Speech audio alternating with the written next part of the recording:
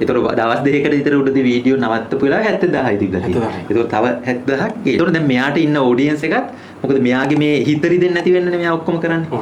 අනික අර මිනිස්සු එයාට දැන් කොච්චර කැමති හේතුවක් තමයි දවස් 3ට ඩබල් වෙන්න ලෙවල් එකට ඇවිල්ලා. දැන් එයා උපරිමයට යනවා. ඒක දැන් මේ YouTube එක සර්ලගෙන් ඒක පර්මිෂන් අරගෙන දැන් නිකම්ම දානවා. ලංකාවේ ඔඩියන්ස් එකටත් අර ක්‍රියේටිව් විදිහට කරලා සල්ලි හොයන්නත් පුළුවන්. ඉතින් පැලවත් ඉඳලා අපිව හම්බ වෙන්න ඇවිල්ලා තියෙනවා. ඉතින් පොඩ්ඩක් විස්තරේ කියන්නකෝ නමයි කොහොමද? මම ප්‍රාර්ථනා භාවිතාරණ මම බෙල්ලද රෝෂාන ශාස්ත්‍රීය වැඩ කරන්නේ ග්‍රැෆික් ඩිසයිනර් කෙනෙක් විදිහට. ඉතින් මට හිතුණා සර්ලගේ මේ ගැමි ඇකඩමි මේ channel එකේ දැක්ක වීඩියෝ කීපයක් ගිය අවුරුදු අවසාන හරිය වගේ. ඉතින් දැකලා ලොකු ආසාවක් ඇති වුණා මට මේ YouTube පැත්තට මේ පොඩ්ඩක් එන්න කියලා. මොකද එකක් තමයි ලොකු ආසාවක් තියෙනවා විදේශ රටවල පොඩ්ඩක් සංචාරය කරන්න YouTube කෙනෙක්ට ලොකු පිළිගැනීමක් තියෙනවා. ෆුඩ් අයිටම්ස් ස්වීට් වගේ දෙයක් ඒ වගේ අර රසවල පෙන්නන්නේ අර නිකන් බොහොම රහ කරගෙන කනවා. ඒ කියන්නේ ෆුඩ් මේ පිටරට ඔඩියන්ස් වගේ දෙයක් try. ඔව් සර්. ඒක කියන්නේ වඩිය හොඳයි එක කියලා channel එකේ. ඒ වගේම මේ ලංකාවේ ඔඩියන්ස් ඒවා තියෙනවා. දැන් මෙයා මම දැක්කද මේ දවස්වල අලකිරි බෝල කියලා. නෑ සර්. වීඩියෝ වලින් නැත කරේ. ඒක ඔයාලා මට බනින නිසා ඕගොල්ලෝ හොඳටම මට බණි කියලා මට ලොකු විශ්වාසයක් ඇතුණා. මේ ප්‍රශ්නේ නිසා. ඉතින් බනින්නේ නැහැ. ඇයි බැටලේ නැත්තේ? ඕගොල්ලෝ ඒ වෙනුවට කමෙන්ට් දාලා මැසේජ් දාලා මේක දැකලා නැද්ද?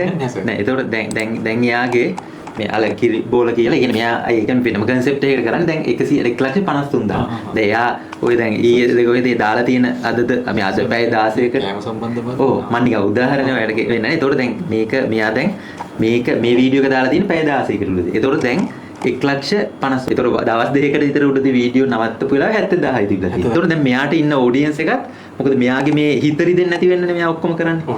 ඒ කියන්නේ මියුසික් දාලා මියුසික් එකකුත් යනවා. මම අන්තිමට කරපු යෝගට් කම්බිනේෂන් එක ටිකක් අසාධාරණයක් කියලා ඔයගොල්ලෝ මතකයි. ඒක පොඩ්ඩක් දැන් channel එක පටන් ගත්ත දවස තව ඒකෙන් බලන්න පුළුවන්ද? ඔව්. එතකොට දැන් 2024 මාර්තු. ඒක අවුරුද්දකටත් වැඩි. ඒතකොට එයා මෙහිට තමයි එහෙම ඇවිල්ලා තියෙන්නේ. ඔව් ඇවිල්ලා හැබැයි එයාට අර මේ මොහොතේදී එයාට ඒක දවස් 3ට ඩබල් වෙන ලෙවල් එකට ඇවිල්ලා. දැන් එයා උපරිමයට යනවා. එතකොට දැන් මම ඕන්නම් මේ වගේ ලංකාවේ ඔඩියන්ස් එකටත් අර ක්‍රියේටිව් විදිහට කරලා සල්ලි හොයන්නත් පුළුවන්. දැන් මෙයාට දැන් මේ දවස් ටිකට මේ Facebook උනත් හොඳ ගාණක් එන්නේ නැති. මොකද දැන් මේ views ගත්තා. දැන් මේක බලන්නකෝ මේ 1.2 මිලියන් views තියෙනවනේ. එතකොට ඒ කියන්නේ මේක දන්නේ කීයක් එනවද කියලා දැන් අපේ channel එක කන්නේ මේ හින්දා. ඒතකොට අපි දන්නවනේ අපේ මිලියනේ පැන්නහම එන ගාන. ඒ අනුව මට තේරෙනවනේ මෙච්චර මෙයාට එනවා කියලා. අනික අර මිනිස්සු එයාට දැන් කොච්චර කැමති හේතුවක් තමයි. එයා නිකන් දෙනකොට ඒ මොකල එක නිකන් ඇත්ත විදිහනේ. දැන් වෙන කෙනෙක් නම් මෙහෙම දැන් අපි දන්නේ නැහැ මේක පේ කරලාද නැද්ද කියලා. පේ කරලා වුණොත් පේ කරලා කියලා කියන්නේ නෑ මේක දැන් ඒ කම්පැනි මෙයාට එව්වහම ඒ කම්පැනි මෙයාට ගාණක් දෙවනවනේ. හරි. දැන් මේ අපි දුම් මෙයාට කියනවා මේක ප්‍රොමෝට් කරලා දෙන්න මම කියලා. දැන් මෙයාට ප්‍රොමෝට් කරන්න සල්ලි දෙනවත් ඇති. මම දන්නේ නැහැ සමහර වෙලාවට ෆ්‍රී එවන ඇලා පුළුවන්ද කියලා අහලා මෙයා ඕකේ වුණොත් ෆ්‍රී කරන අයත් ඉන්නවා. සමහර අය දැන් අපිට නම් ඕන තරම් ප්‍රේ කරලත් කරගන්න. මුලම දැන් කැමරාව අල්ලනකොට මුල වැඩි කැල්ල කපලා අයින් කළා. අග වැඩ ගන්නකම් එච්චරයි මේක කළා තියෙන්නේ. ඒ එඩිටින් පැත්තත් ඒක කරනවද? ඒ කියන්නේ ඕනේ අපි එඩිට් කරන්නේ මෙච්චරයි. අපිට දැන් මෙහෙම වීඩියෝ එක ඕන වුණාම දැන් මේ වගේ ඒ වගේ දෙයක නම් එඩිට් කරන්නේ. ඒතකොට මේ මුල ටික කපලා ඉස්සලා. ඊටු ටික ඕනෙත් නෑ. ඒ වුණාම මම මේකේ මුල්ම කෑල්ල මුලට දානවා. මට හිතෙනවා ඒ කෑල්ල හුක් එකට ආවොත් හොඳ වෙයි කියලා. ඒ හින්දා මම ඒ කෑල්ල මුලට දානවා. ඔච්චරයි. ඒක දැන් මේ YouTube එක සර්ලගෙන් ඒක පර්මිෂන් අරගෙන දැන් නිකම්ම දානවා. නෑ පර්මිෂන් අපි දෙද්දිම අපේ ඇඩ් මොනටයිසේෂන් ඔන්න කරනකොට අපිට ඇඩ් එක දාන්නද කියලා අහනවා. ඒ වීඩියෝ එක මේ ටයිම් එක කොච්චර ලොන්ග් එකක් සාමාන්‍ය සර්ලගේ යන්නේ?